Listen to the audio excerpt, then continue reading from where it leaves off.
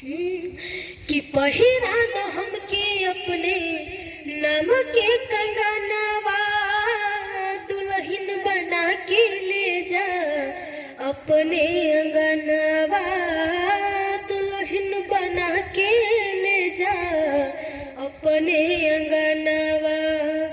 कहिले कसम से जच गईला तू मेहंदी बन के रच गईला तू, कहियल सरधा देवा पुरा, कहियल सरधा देवा पुरा।